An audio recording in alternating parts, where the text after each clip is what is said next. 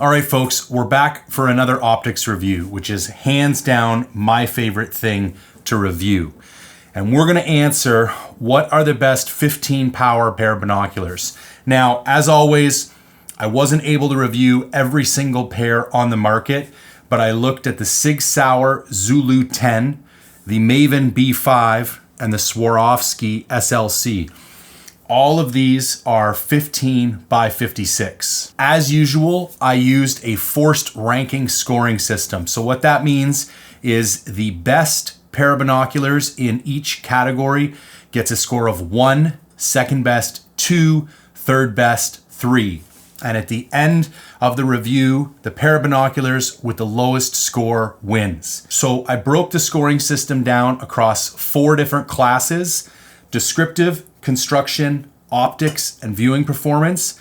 And each of those classes is made up of a series of subcategories. Those were price, resale, weight, and length for descriptive, origin, warranty, weather resistance, and ergonomics for construction, field of view, eye relief, eye box, exit pupil, focusing ability, prism, glass quality, and glass coatings for optics, and then image crispness, low light performance, edge-to-edge clarity, and chromatic aberration for viewing performance. Quick note of caution. As always, I'm gonna do my best to get through this material as quickly as possible, but if you're looking for like a 3-minute go buy this pair of binoculars review, this review is not for you.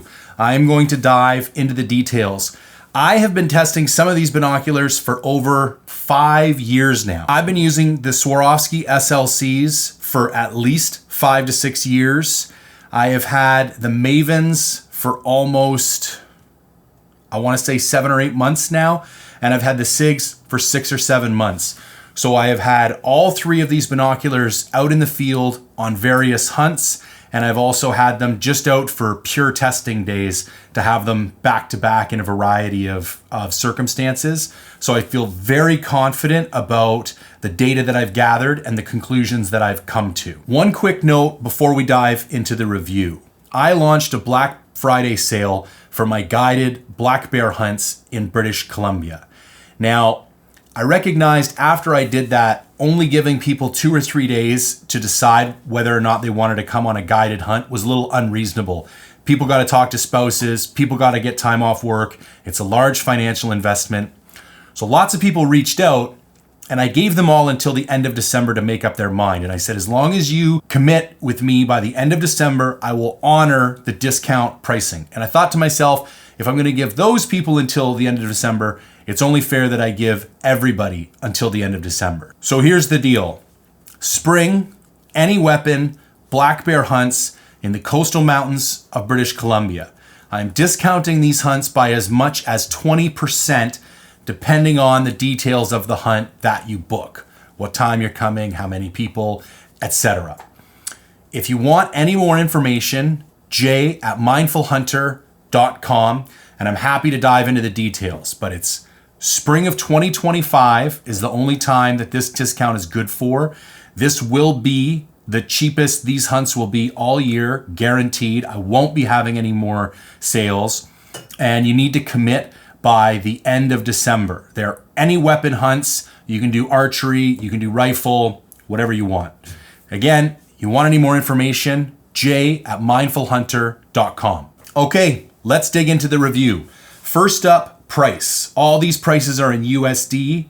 The Mavens are $1,550. The Sigs are $16.99, and the Swaros are $26.49. Next category is resale. You can also think of this as brand power, but a lot of people aren't sure when they buy an optic if they are going to want to keep it for the rest of their life.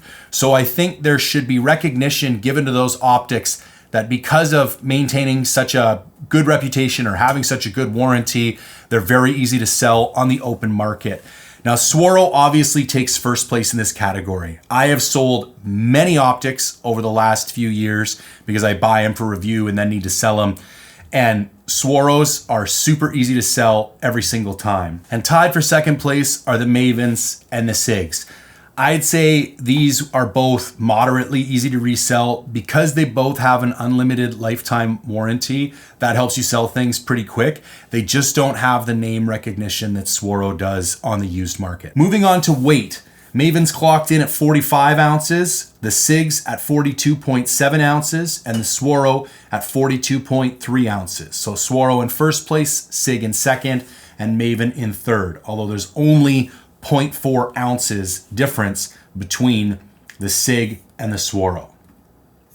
And then length, Maven at 8.2 inches, Sig at 8.7 inches, and the Swaro at 7.6 inches. So these are relatively long binoculars, like they're fairly tall. And you'll notice that the Sig and the Maven are functionally the same height, and then the Swaro are much shorter. I needed to use a large marsupial for any of these realistically. I could cram the Swaros in my Alaskan guide creations, but it wasn't realistic. Like I wasn't gonna be able to pull them in and out without a bunch of friction. So realistically, you're gonna need a large bino harness, no matter which of these you go with. So if we look at the descriptive class as a whole, Swaro gets first place with a score of 6, Maven gets second place with a score of 8, and close behind in third place with 9 is Sig Sauer. Now we will move on to this construction class. The first category being origin. I touch on this in all my videos, but instead of me trying to estimate manufacturing quality, I use the country of origin of manufacture as a proxy for manufacturing quality. In optics manufacturing, it's widely regarded. Best origin is Europe, second best is Japan, third best is China, and there's some exceptions, like Philippines kind of gets mixed in there with China grade. Now, obviously there are some exceptions to that, but as a general rule, you can say that Europe is the highest quality and then it moves through different Asian countries. So Swaro comes in first place being made in Austria. Maven comes in second place with the parts being made in Japan and the binoculars being assembled in the US. Now I want to make one quick note about the Sig Sauer. The material says that the Sig binos are assembled in Japan, but it doesn't say they're made in Japan. Now, because Japan is widely regarded as a fairly high quality place to make optics, I can only assume that means the parts weren't made in Japan, because if they were, why wouldn't you want to take credit for that? So I'm going to assume that the parts were likely made in China or the Philippines and then assembled in Japan. Next, we move on to warranty. Maven and Sig are tied for first place with an unconditional lifetime warranty. Same as like a Vortex, you could drive over these things with a truck and just ship it in. And then Swaro comes in at second place with a 10-year limited warranty. Now, let's talk weather resistance. We're gonna tie these all for first place. The Maven and Sig have ingress protection ratings of X7, and the Swaro says that you can submerge them up to 4 meters. It does not give you a time limit. So an IPX rating of 7 means you can submerge binos up to 1 meter underwater for a time of 30 minutes. So because the Swaro has a deeper ranking, but it doesn't tell you how long that ranking is good for, I gave them all a tie. They're all very waterproof. I've had them all in multiple super wet circumstances and never had an issue. Now, if we move on to the ergonomics, I'm going to give first place to Swaro. Because it's a slightly shorter binocular and it has these really great thumb divots in the back right here, it makes it super comfortable to hold, and the balance is really nice. Your finger falls right on the focus wheel. I love that it has a locking diopter. You need to pull this out to adjust the diopter and then push it back in for it to return to the focus function. One quick note about diopters. Now, the way you utilize a diopter in a pair of binoculars is with most binoculars, the diopter affects the lens in the right eye. So you close your right eye, you focus on something anywhere from 20 to 100 yards away with your left eye, and then you close your left eye, pull this out and adjust the diopter until that same element comes in focus with the right eye. And then you've optimized those binoculars for your particular eyes. One thing to note, you will have different diopter settings between different binoculars. Like on these Mavens, I'm about a -2. On the Sig Sauers, I am about a +1.5. And on the Swaros, I'm more like a +4. So it's kind of all over the place. So you need to make sure to reset your diopter every time you're using a new pair of binoculars. Both the Swarovski and the Sig Sauer have locking diopters. You can see here with the Sig, I need to lift this up to adjust, and then when I lock it down, I can't move it. With the Mavens here, there is no lock. It's always mobile. I much prefer a locking diopter. I always use my eye cups at full relief. So when I'm spinning up the eye cups, lots of times I'll accidentally adjust my diopter and then I got to go back in and reset it. So it gets an extra point for me if it has a locking diopter. So moving over for the totals of the construction class, Swaro again, first place with a score of 5, Maven second place with a score of 6, and Sig in third place with a score of 7. Now we're gonna move into the optics class, and we're gonna start with field of view at 1,000 yards. Maven at 236, Sig at 234, and Swaro at 234. And if any of you are curious, you can achieve the measurement of field of view at 1,000 yards by multiplying the angular field of view by 52.5. So for example, Sig does not post the field of view at 1,000 yards. It only posts its angular field of view. And so I had to do that quick calculation. So even though it's only 2 feet difference, there is a difference. So Maven gets first place and Sig and Swaro tie for second place. Now, eye relief is essentially the distance from the ocular lens where the image is projected or where it becomes in focus the best. So a couple things to note about that. A larger eye relief will be better for people who wear eyeglasses, although personally, I always take my eyeglasses off when I use binoculars or a spotting scope. However, the other thing I will note is that optics that have a larger eye relief tend to have a more forgiving eye box, which we're going to get into in the next class or in the next category. But the Mavens are 17.8 millimeters, the Sig are 17.8 millimeters, and the Swaro are 16 millimeters. Now moving on to the eye box, even though there was a difference in eye relief, from a functional perspective, all of these binoculars had an equally forgiving eye box. And I want you to think about the eye box as being the space behind the ocular lens where your eye can be and you still see a full sight picture. So think about when you're lining up behind your rifle scope and you're looking in your rifle scope, and if you move your head a little bit to the left or right, you get these scope shadows. Or if you move it too far in or too far out, you'll get this tunneling. But there's that magic little spot where if you have your head, you get a perfect sight picture. Now, the bigger that magic spot is, or the more forgiving that area is, like the more you can move your head and still maintain a full sight picture, the larger or more forgiving an eye box that particular optic has. And you will notice some binoculars are very tricky to look through and maintain a full sight picture at all time. I give top score to all of these. Now we're gonna get into Prism in a moment, but the fact that all of these have an Abbe Koenig prism, maybe that's part of that. Maybe the larger objective lens, which results in a larger exit pupil, might also be part of that. But either way, all of these are very pleasant to look through. They're very easy to hold in front of your face and get a full sight picture at any time. As I mentioned, we're gonna move on to exit pupil. Now, I'm probably gonna stop sharing exit pupil in reviews because exit pupil is just achieved by dividing the diameter of the objective lens by the magnification of the optic. So this is a 15 by 56. So if you take 56 and divide it by 15, you get 3.7. Therefore, you have an exit pupil of 3.7 millimeters on these binoculars. You can do the same thing on a spotting scope. You just have to do at minimum and maximum magnification. Like you have a smaller exit pupil at maximum zoom on a spotting scope, which is why you have less light entering the spotting scope, and it's harder to get things in crisp picture, and things look darker the more you zoom in with a spotting scope.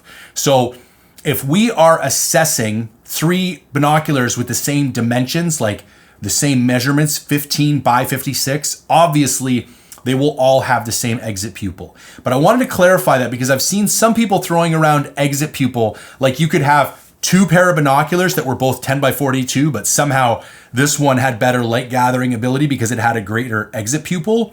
And that's physically impossible. If they are both 10 by 42, they both have the exact same exit pupil, and that would be 42 divided by 10 would be 4.2. You'd have a 4.2 millimeter exit pupil in both of those binoculars. Now let's talk about focusing ability. I've said in the past that the ability of an optic to snap to focus intuitively is one of the things that has the greatest impact on your overall perceived experience of using the optic.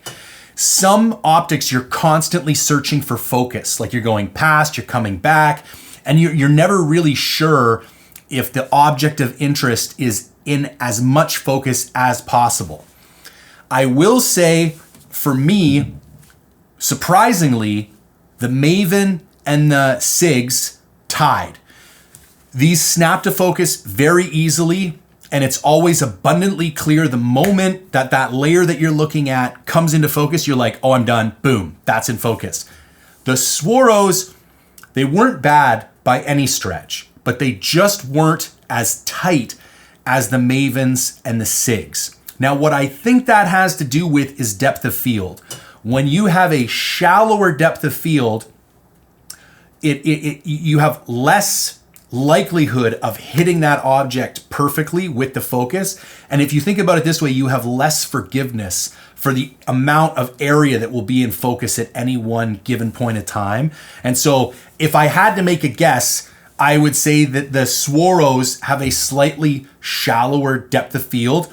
These are also both very new binoculars. So the Swaro SLCs, by the way, SLCs stands for slim, light, and compact, which the 15 by 56 are none of the above. But that's why they're called SLC, is slim, light, and compact.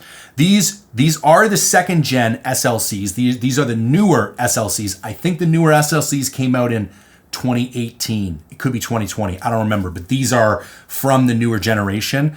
But still older designs than either of these. So maybe the newer designs have a greater aperture or a greater depth of field. I don't know. But I can just tell you that the Mavens and the Sigs snap to focus marginally better than the Swaros do. As I alluded to earlier, let's talk about prisms.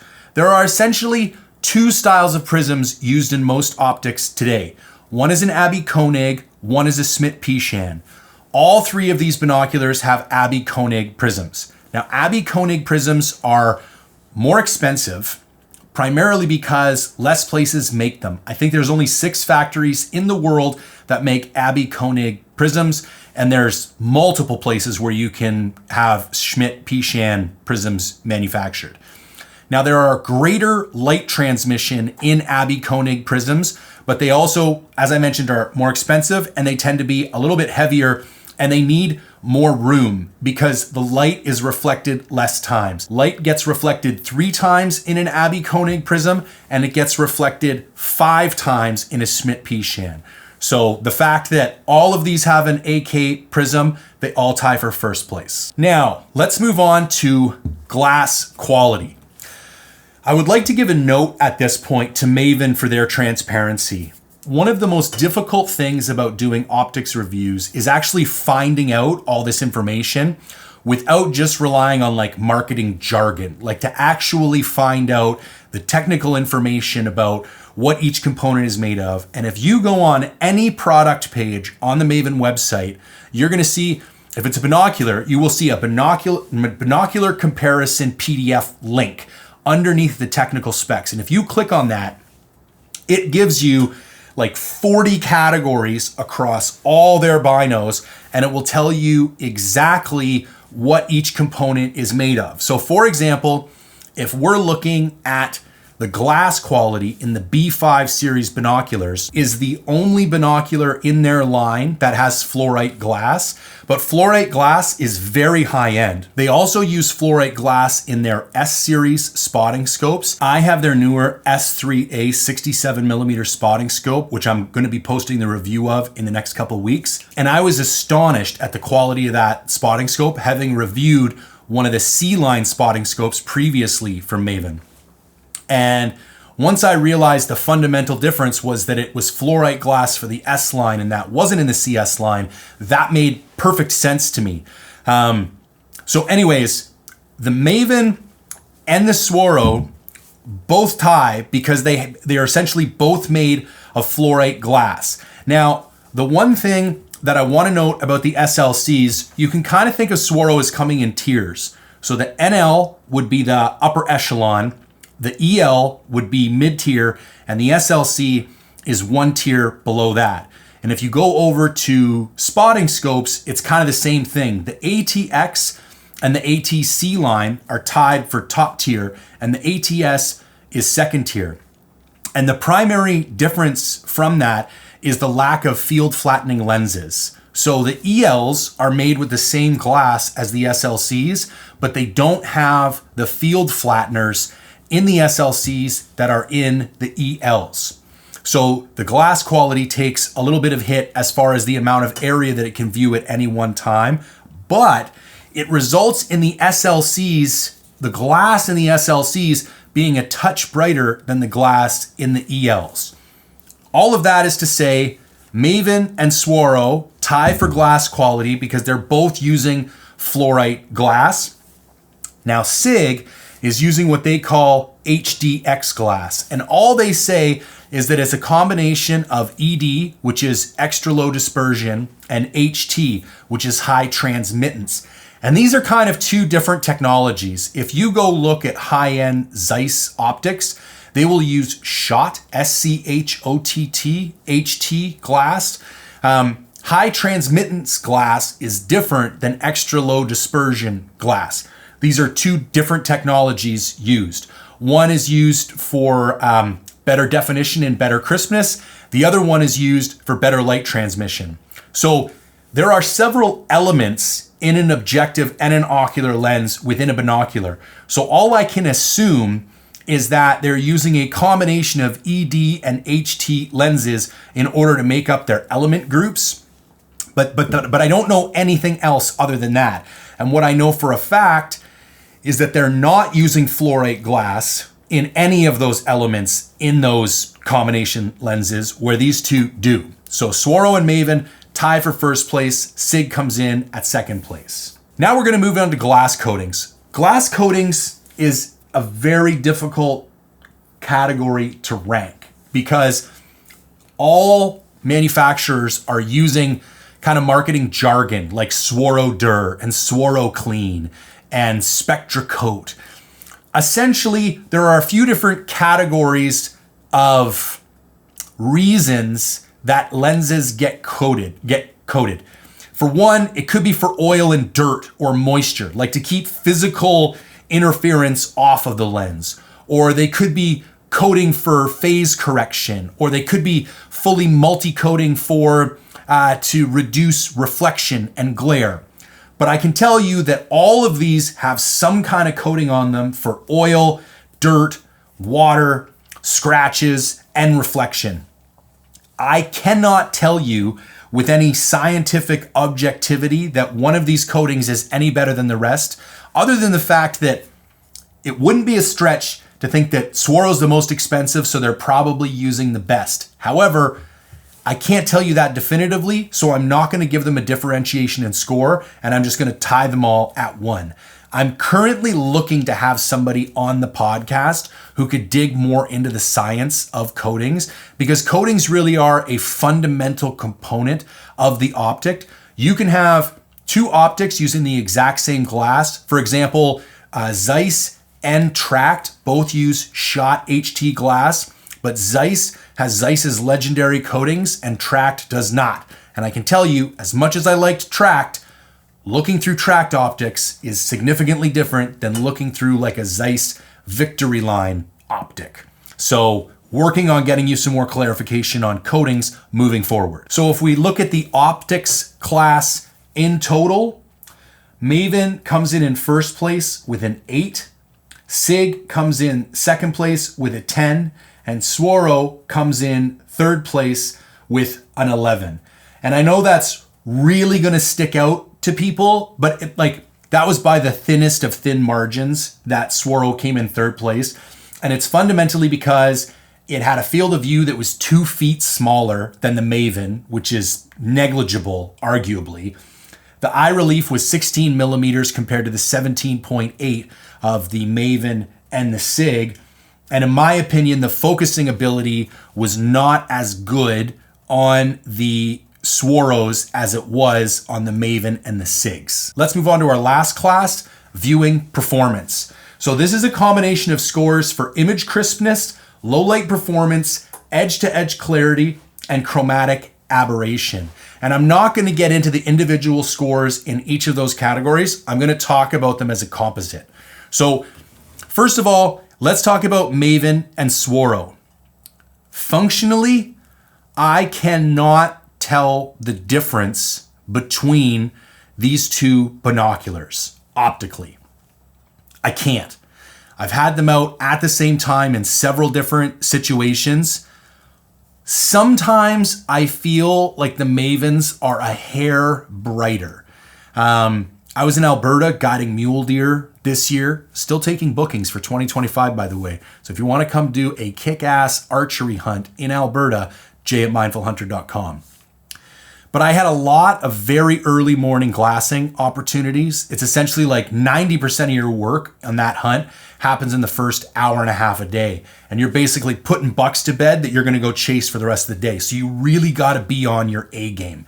And in my opinion, 15 power binoculars are like the finest tool in the toolbox for that. And I had both of these on a tripod and I was going back and forth. And like I say, at times I felt like the Mavens were just a touch brighter than the Swaros. But then I would look back and forth with them.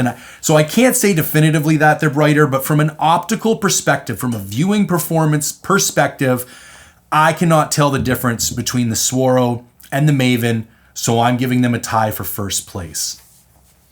Here's the thing about the Zulus, and I'm gonna say this is probably due to the lack of fluorite glass, because in reality, that's one of the only fundamental differences between these optics here. You get more chromatic aberration with the Zulu. They had great edge-to-edge clarity, low light performance in a 56 millimeter binocular tends to be fantastic anyways. You have a ton of glass here. You have a nice big exit pupil. You have 2 exit pupils, not just one.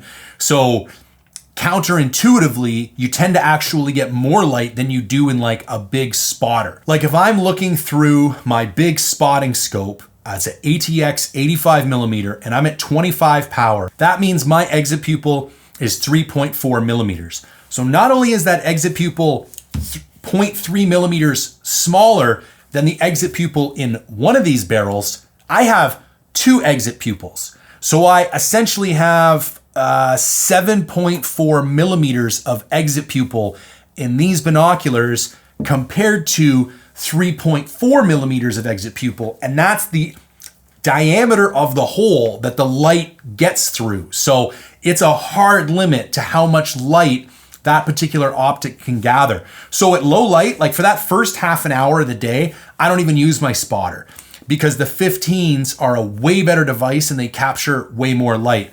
So the SIGs had really good low light performance for what they are, great image crispness, really, nice edge-to-edge clarity. The only functional difference between the SIGs and the Maven and the Swaros is chromatic aberration. So the way that tends to show up for hunters is on skylines or when things are outlined with a very bright background. So what you tend to get is like green or purple fringing. Let's say you're on a sheep hunt, you're looking at a set of mountains like a skyline, and there's some sheep up there. Along the skyline with like lower end binoculars and optics, you will get a fringing along that skyline, and it tends to be purple or green, depending on the glass and depending on the situation that you find yourself in, like what kind of temperature the light is that day, etc., what your background looks like. And I will say we had these out, me and my buddy Vance had these out on a goat hunt in British Columbia this August. And that was the one thing I noticed right away about the Zulus, is that there was a fairly significant fringing along the skylines. So again, if we go back across all four categories, the Maven and the Swaro tie for first place, and the Sig comes in at second place. So let's go over the ranking as a whole, and then I'll dive into some of my final thoughts and conclusions about why you might want to buy one pair of these binos over the other two. So we have the Swaro in first place with a score of 23, the Maven in second place with a score of 26, and Sig Sauers in third place with a score of 31. So it's no surprise Swaros came out in first place. However, am I going to tell you to go buy the Swaros over these other two? First, I want to give some context before I answer that question. So where do 15 power binoculars sit in your arsenal? I used to use them quite a few years ago pretty extensively, and then I got away from them because I moved over to the NL Pures, and I had a pair of 12 NL Pures, and I was using those on everything. And then last year, I went to Colorado for a mule deer hunt, and I was testing the 10 power Zeiss SFLs. So I took my 15 power SLCs with me, and I kind of fell back in love with 15 power binoculars all over again. I really believe that the 15s are probably one of the single best tools for like overall landscape level gridding and searching. Once you find something and you want some more information on it, I think having a spotting scope to dig in and get more detail is an absolute necessity. But as far as field of view goes and the comfort to look through, I can look through all three of these binoculars all day. They don't hurt my eyes. I don't get any kind of headache. I don't get that like one wonky eye from keeping it shut all day like I do with my spotting scope. So if you're somebody who does a lot of Western style glassing, I highly recommend having a pair of 15s in your arsenal. Now it's much easier if you're partner hunting, because one guy could carry chest binos, the other guy could carry a pair of 15s, or you could both have chest binos, and then one guy could bring the extra 15s and one guy could bring the extra spotting scope, depending on, weight limitations for that hunt. Bottom line, if you have the money and you have the ability weight-wise to bring them, I think 15s are absolute game changers for digging up animals in Western style hunting. So that being said, which of these three do I recommend? Personally, these are my first choice, the Mavens. And I'm not even going to say just first choice based on glass. Now, let's go back and look at the score. So the Swaro beat the Mavens by a score of 3. So where essentially did those 3 points come from? Well, essentially it's resale, weight, and length. So yes, the SLCs will be marginally easier to sell again than the Mavens will be. So that's something to keep in note.